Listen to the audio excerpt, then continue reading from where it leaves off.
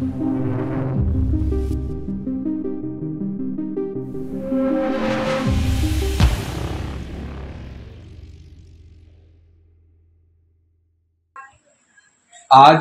সকাল 8:20 নাগাদ পশ্চিমবঙ্গের প্রাক্তন মুখ্যমন্ত্রী এবং কমিউনিস্ট পার্টির বর্ষীয়ান নেতা শ্রী বুদ্ধদেব ভট্টাচার্য পরলোক গমন করেছেন।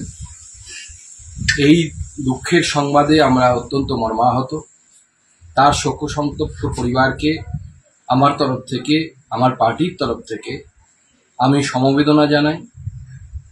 মাননীয় বুদ্ধদেব ভট্টাচার্য পশ্চিমবঙ্গের অন্যতম জনপ্রিয় রাজনীতিবিদ ছিলেন। মতাদর্শগতভাবে ভিন্ন মেরুর লোক হলেও ব্যক্তিগতভাবে ওনাকে আমি অত্যন্ত সম্মান করতাম। তার ঈশ্বরের কাছে প্রার্থনা করি তার আত্মার সদ্গতি হোক এবং তার পরিবারকে এই দুঃখের সময়ে, এই কষ্টের সময়ে ঈশ্বর যেন শক্তি প্রদান করে এবং পরিবারের প্রতি আমি আবার আমার সমবেদনা জানাই। দেখুন, অনেক মানুষের সঙ্গে আজকে আমিও শোকস্তব্ধ। বুদ্ধদেব ভট্টাচার্যের এই প্রয়াণ নিঃসন্দেহে আমাদের কাছে একটা বড় দুঃসংবাদ। রাজনৈতিক মতপার্থক্য ছিল, রাজনৈতিক মতপার্থক্য থাকা সত্ত্বেও এই কথা অস্বীকার করবার কোনো অবস্থা নেই।